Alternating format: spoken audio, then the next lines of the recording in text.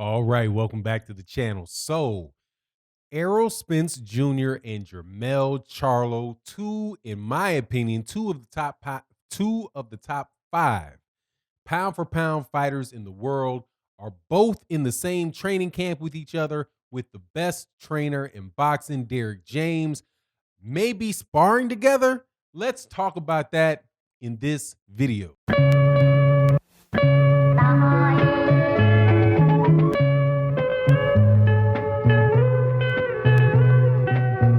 All right, welcome back to the channel. So, as you guys know, some of you guys know, I am located in the great state of Texas.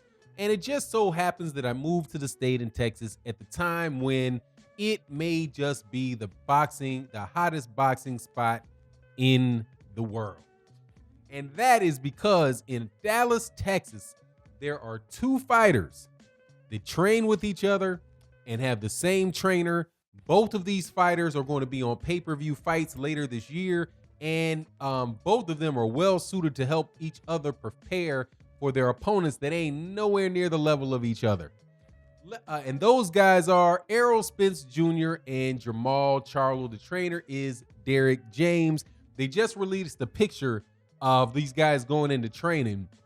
And yesterday, Jermell Charlo also, or the day before yesterday, Jermell Charlo had a press conference with Jason Rosario. We haven't had the press conference yet with Errol Spence Jr. and Danny Garcia because that's more off, but you can see that these guys are all in training mode and getting ready for these fights, man. These two pay-per-view fights for guys that are actually in the same stable. And I don't really know how many other people, are in that stable. But the thing that I noticed about Errol Spence Jr. and I've seen definitely over the last month is, man, he looks like he is in absolutely tremendous physical shape. Now, the reason I can say that is because I've seen Errol Spence Jr. two times in person. One time I saw him in training camp for Sean Porter. The other fight I saw him when he was in the crowd for the Jermell Charlo's fight with Brandon Adams in Houston. And my first impression of seeing Errol Spence Jr. in person, because I'm kind of a big guy, right? And by big, I mean, 6'2", shouldn't be weighing 260, but 6'2", 260. So to me, a guy that is 5'8", 5'9", 175 pounds seems real small to me, because that's how big I was in, I don't know, maybe eighth grade. I think I was like 5'9", or in eighth grade. I think I got up to but I didn't get up to 150 maybe till sophomore year or whatever. But you get my point. To me, he looked like a little guy, Errol Spence. But the thing that I noticed about him was that he looked significantly different in person than he did on TV for his fights. His face was much more full. My look at him is he just looked like a different guy. Now, the reason why that is obviously due to he was going up significantly higher in weight in between fights. But with the car accident that took place and a refocusing that took place for Errol Spence, according to him, and the fact that you have this pandemic going on where there's just not, I don't have my wedding ring on. Where it's not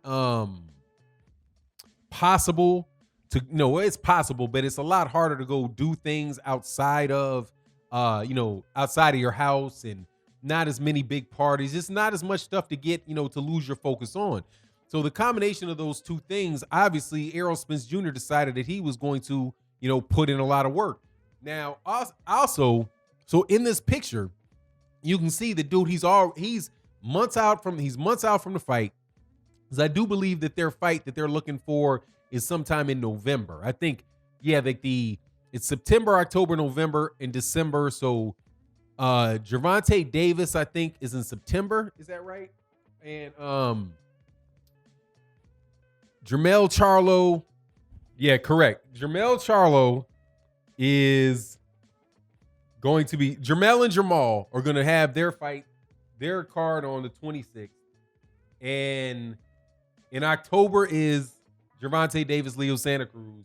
And then in November 7th is Errol Spence Jr. versus Danny Garcia. So with him being out, it's just now September now. So you have what, like 12 weeks left? Is that right? 3 months? Is that 12 weeks? So he's got 12 weeks left before his fight, and he already looks like he's ready to get in the ring, man. His face is thin. I mean, you can look at his bicep, and you can literally see the veins going over the top of his bicep. So Errol Spence Jr. looks like he is in tremendous shape, and it's good because the fight that he's have is going to be a tough fight, man, against Danny Garcia. But if he's in like that the shape that he was in with Leonard Bundu and the shape that he was in with Chris Algieri, hey, Danny Garcia could be in a real tough shape, man. Because I'm telling you, I saw Errol Spence Jr. in between fights, and I do believe that was before the Sean Porter fight, man. And just in between fights, man, he did not look like he looks right now. So it's going to be exciting to see what he's doing. And then, of course, he's working alongside Jermell Charlo, who has a fight with Jason Rosario. And one of the things that, that both of these guys have been known for is sparring each other. There's actually like a tape of these guys sparring each other on tape. Now, I don't believe that Jermell would spar,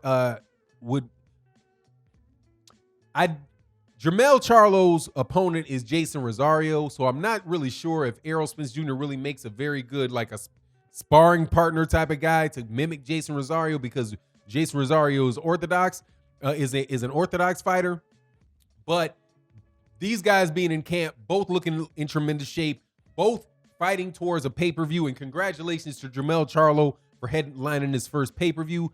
I'm really excited about how this fight's going to turn out, man. And I got both of these guys winning. I got Errol Spence Jr. winning. I got Jermell Charlo winning. And the brother, Big Jamal. Well, I guess he doesn't want to be called Big Charlo, but Jamal Charlo. Really looking forward to this, man, because all these guys look like they're in tremendous shape, about to put some work in against top quality competition. Now, the other thing that I wanted to talk about in this video was Derrick James. And if this fight, and I'm telling you right now, if Errol Spence Jr. beats Danny Garcia, and Jermell Charlo beats Jason Rosario, I don't want to hear no nonsense about two things happening. One, Jermell Charlo and Errol Spence Jr. being in the quote unquote recognized pound for pound list, because they deserve it. There's guys in that list that have not done. If this goes through, and say, for example, Jermell Charlo, because Errol Spence is already there. Like, he's one of the two Black American fighters that, Ring Magazine or ESPN will allow into their rankings, right? But if Jermell Charlo beats Jason Rosario and unifies those three belts, and they do not put Jermell Charlo in that daggone pound for pound list, you know perfectly well that organization, ESPN and Ring Magazine, are frauds for it. And those guys, and they are not even bought and paid for, but no, Ring is bought and paid for by Golden Boy Promotions. But ESPN would be pandering to the fighters that fight on their network, to the exclusion of fighters that fight on other networks, because Gennady Golovkin ain't beat anybody of any significance in years. And the only person he's ever beaten of significance was Daniel Jacobs, but somehow he is still on there. So that's one thing. Those dudes deserve to be on pound. They deserve that recognition, and that type of recognition will elevate those guys in their name recognition and all that. It has its benefits from a marketing sense. But if you boycott the PBs, if you boycott Black American fighters on your list beyond your 2 token entries, hey man, they're not going to get it. And the other thing is, Derrick James deserves Trainer of the Year if he wins these 2 fights, because he, as far as we know, he's got 2 guys in his stable, right? 2 guys in his stable, and 2 major guys in the stable. I don't even know if he has a third. I know that there are people that fight in that gym, because I've been to their gym, and there's another trainer there that are training other fighters. But Derrick James seems to be like really with just those 2 major fighters. And if he has if he has 2 unified champions, one with the IBF and the WBC, the other one with the IBF, WBA, and the WBC, that has got to be Trainer of the Year. Don't act like he's not. It's not Robert Garcia. It's not Freddie Roach or these other guys that they throw these awards at every year. Give Derrick James his credit. Anyway, with me, that's it for this video. Let me know what you think in the comment section. Like, share, and subscribe. Thank you so much for your support on the Patreon and in the channel members. And I'll get with you on the next video. Peace.